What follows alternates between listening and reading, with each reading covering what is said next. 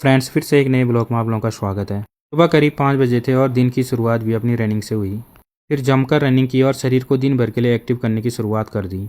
Running के बाद अपनी एक्सरसाइज की और हर एक्सरसाइज के 3-3 सेट किए। सुबह शरीर को एक्टिव रखने के लिए ये रूटीन मेरे लिए काफ़ी ज़रूरी है। फिर बारी थी कमर वाली एक्सरसाइज की। शरीर में जिस तरह की दिक्कत हो उसके हिसाब से एक्सरसाइज करना ज़रूरी होता है। और आखिर में योगा किया। ये सुबह समय पर उठना और अपने रूटीन को रेगुलर रखना बहुत ज़रूरी है। इसके बाद शुरू हुआ घर का काम। बच्चों को तैयार किया और फिर नाश्ता कराया। नाश्ते में बच्चों को सेव और दूध दिया।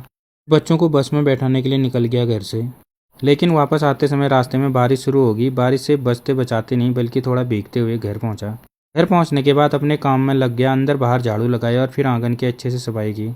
सफाई का काम निपटाने के बाद नहा धोकर फ्रेश हुआ और फिर शीशे के सामने तैयार होने लगा। उसके बाद किया नाश्ता। नाश्ते में कल के बने बिरुड़, रोटी, घी और साथ में दही था। नाश्ता करने के बाद मक्का खाया। फिर बाहर बारिश का मौसम देखकर आराम करने के लिए लेट गया। दोपहर होते ही बच्चों के स्कूल से आने का टाइम हो गया था। फिर चाची ने चाचा और भाई के लिए दिन का खाना पैक कर दिया था। अपना हाथ में लिया और बच्चों को लेने के लिए घर से निकल गया।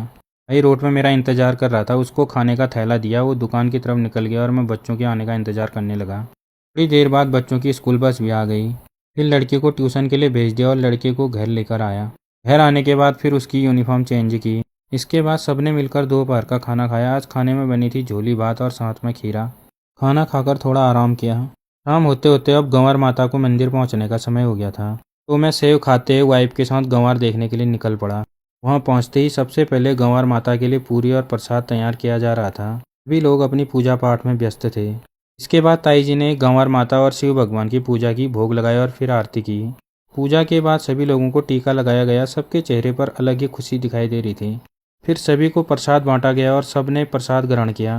भाभियाँ प्रसाद बांट रही थी। प्रसाद करने के बाद गंवार माता और शिव भगवान को बाहर लाया गया ताकि आगे की पूजा की जा सके।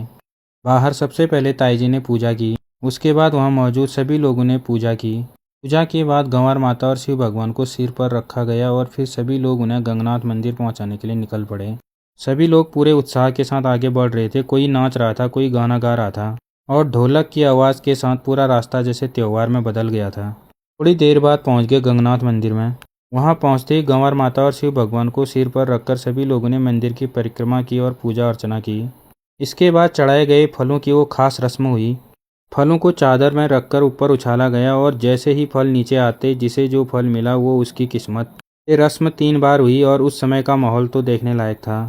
इसके बाद सबने चचरी गाई और इसी खूबसूरत माहौल के साथ आज का ब्लॉग यहीं समाप्त करता हूँ। आज का दिन सच में काफ़ी खास रहा। मिलते हैं अगले ब्लॉग में। तब तक अपना और अपने परिवार का ख्याल रखिए। Bye bye.